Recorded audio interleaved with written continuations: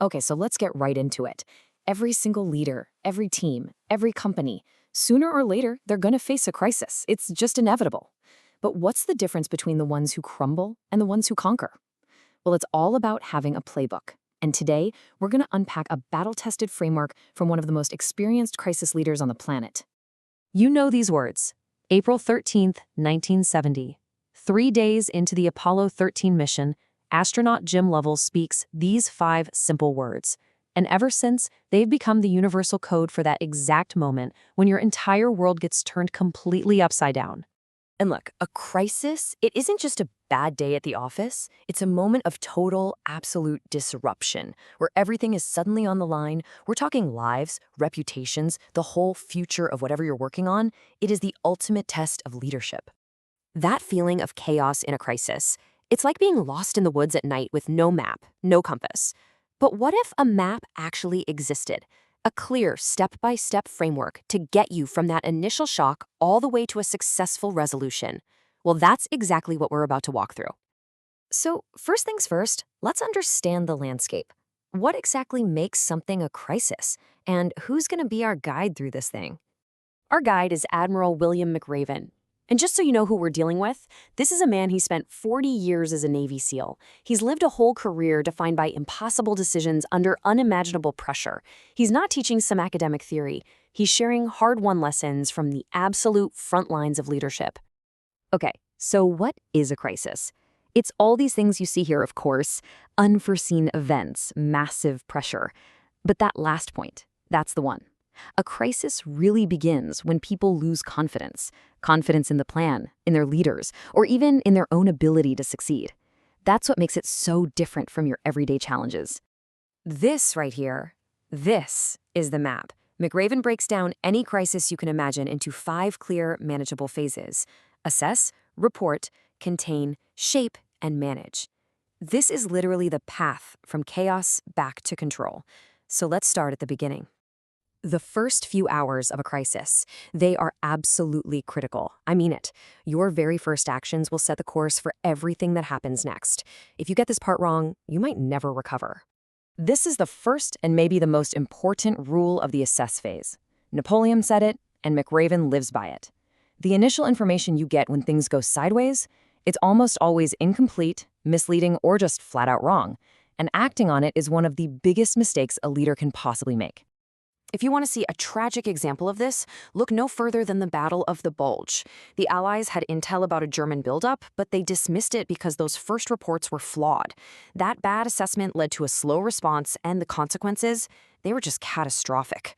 So the lesson here is crucial. You have to build a system to check the facts before you act.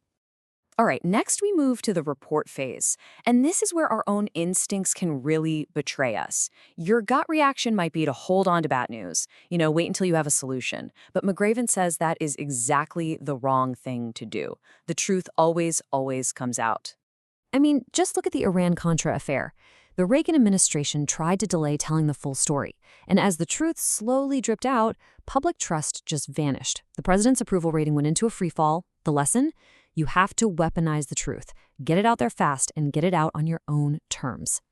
This brings us to the contain phase, and McRaven uses this brilliant analogy from physics.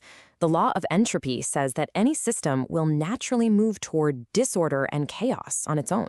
Well, a crisis is exactly the same. It will always get worse if you just sit there and do nothing. You have to act decisively to stop the bleeding.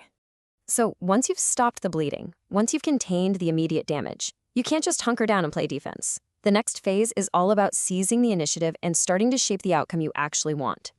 The Roman general Scipio Africanus was getting beaten by Hannibal because he was always just reacting. So what did he do? He stopped fighting Hannibal in Italy, and instead he sailed across the sea and invaded Hannibal's home city of Carthage. This forced Hannibal to turn around and react to him. And that's the whole point of the shape phase. You have to make a move that forces the crisis to respond to you, not the other way around. Okay, now this next one. This is probably going to make some of you flinch a little bit. We're all taught that micromanagement is this terrible leadership sin, right? But McRaven argues that in a crisis, it's not just okay, it's absolutely essential. Now, let's be super clear here. This is not about becoming a controlling nightmare boss forever. It's a temporary tool for a specific situation. When the stakes are at their absolute highest, your team craves clarity. They need to know exactly what's expected of them. And as the leader, it's your job to provide that specific, granular guidance to make sure things get done perfectly under pressure. A crisis isn't just a strategic problem or an operational problem. It is, at its core, a human problem. And this last phase, manage, is all about taking care of your people and sustaining them for the long haul. This might be the most overlooked and yet the most vital part of leading through a crisis. You can have the most brilliant strategy in the world, but if your team's morale collapses, the mission is going to fail, plain and simple. They're the engine, and your most critical job is to manage their well-being. And this doesn't have to be complicated. It means being visible, it means acknowledging how hard they're working, it means showing them the light at the end of the tunnel, and most importantly, you have to project confidence. Even if you just got kicked in the gut 5 minutes earlier, you show up with your shoulders back, your head up, and you tell them, we have a plan, we will get through this. So we've walked through the whole playbook: assess, report, contain, shape, manage. But the final lesson here is this really powerful shift in perspective that can change everything about how you see a crisis. I mean, think about it. Is a crisis really just something to be endured? Is it just about minimizing the damage and trying to get back to normal? For a lot of people, yeah, that's the goal, but the greatest leaders, they see something more. Or is it actually an opportunity? A crisis creates the conditions for big changes that are totally impossible during normal, stable times. It breaks down old habits, it forces new ways of thinking, and it gets everyone aligned on a common goal. It is a moment of painful, yes, but incredibly powerful opportunity. And this is the most important takeaway of all. Your work doesn't start when the emergency sirens start blaring. It starts right now, today, in the calm. It means figuring out your trusted council of advisors before you desperately need them. It means creating your process for checking those flawed first reports. And it means deciding on your principles of transparency in advance. Because the question isn't if a crisis will come, it's will you be ready?